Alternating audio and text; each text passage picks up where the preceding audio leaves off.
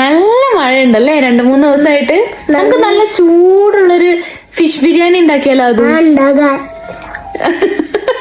കൈമാ rice ഒന്ന് soak ചെയ്യാനിട്ടിട്ട് ഈ കാണുന്ന ഇൻഗ്രീഡിയൻസ് എല്ലാം എടുത്ത് ഒന്ന് പ്രിപ്പയർ ചെയ്ത് വെക്കാം.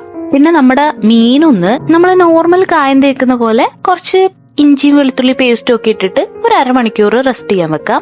ആ സമയത്ത് നമുക്ക് വേണ്ട നേരത്തെ കാണിച്ച ഇൻഗ്രീഡിയൻസ് എല്ലാം അരിഞ്ഞു വെക്കാം കേട്ടോ. എന്നിട്ട് കുറച്ച് അധികം ഓയിൽ, കാരണം നമ്മൾ ആ ഓയിലാണ് പിന്നെ നമ്മുടെ ഫിഷ് ബിരിയാണിയുടെ മസാല പ്രിപ്പയർ ചെയ്യുക.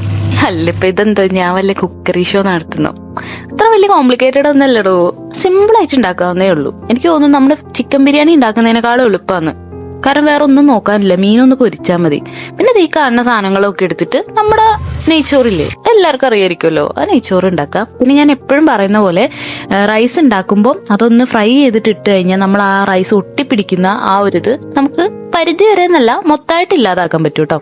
നെയ്ച്ചോറ് അവിടെ റെഡി ആകുമ്പോഴേക്കും നമ്മൾ മീൻ പൊരിച്ച റെഡി ആയി ഉണ്ടാവും. അപ്പൊ നമ്മൾ എന്ത് ചെയ്യുക, മീൻ പൊരിച്ച മാറ്റിയിട്ട് ആ പാനിലേക്ക് തന്നെ നമ്മൾ നേരത്തെ അരിഞ്ഞു വെച്ച എല്ലാ ഇൻഗ്രീഡിയൻസും പച്ചമുളക്, വെളുത്തുള്ളി, ഇഞ്ചി പേസ്റ്റ്, തക്കാളി, തൈര്, ഉപ്പ്, അങ്ങനെ എല്ലാം ഇട്ടുകൊടുത്ത് കൊറിയാണ്ടർ പൗഡറും ടെർമറിക് പൗഡറും കുറച്ച് ചില്ലി പൗഡറും പിന്നെ നമ്മുടെ ഗരം മസാലപ്പൊടിയും ഇതാട്ടോ മെയിന്. ഇതെല്ലാം കൂടി ഇട്ടുകൊടുത്ത് കുറച്ച് ലെമൺ ജ്യൂസും കൂടെ ഒഴിച്ചു കൊടുത്താൽ നന്നായിട്ടൊന്ന് തിളച്ചു വരുമ്പോൾ നമ്മൾ ആ പൊരിച്ച മീനും കൂടെ അതിലേക്ക് വെച്ച് കുറച്ച് സമയം ഒന്ന് അടിച്ചു വെച്ച് വേവിക്കുക. കുറച്ച് സമയം എന്ന് വെച്ചാൽ ഒരു 10 മിനിറ്റ്. അപ്പൊ മീനൊന്ന് റെഡിയായി നല്ലൊരു സ്മെല്ല് വരും. ആ സമയത്ത് നമ്മുടെ ചോറും കൂടെ അതിലേക്ക് വെച്ച് പിന്നെ ഒന്ന് ദം ചെയ്തെടുക്കാം. അത്രേ ഉള്ളൂ ഫിഷ് ബിരിയാണി. പക്ഷെ ടേസ്റ്റോ, പിന്നെ മീന് നമ്മള് ചോറ് കുഴയ്ക്കുമ്പോൾ മീനൊന്ന് എടുത്തു വെച്ചിട്ട് ചോറ് കുഴിക്കണം, അല്ലാന്നുണ്ടെങ്കിൽ മീൻ അതിൽ പൊടിഞ്ഞു പോവും. അപ്പൊ ഇടയ്ക്കൊക്കെ എല്ലാരും ചിക്കനും ബീഫൊക്കെ മാറ്റി പിടിച്ച് ഫിഷും കൂടെ ഒന്ന് ട്രൈ ചെയ്തോക്ക്, അടിപൊളിയാണ്.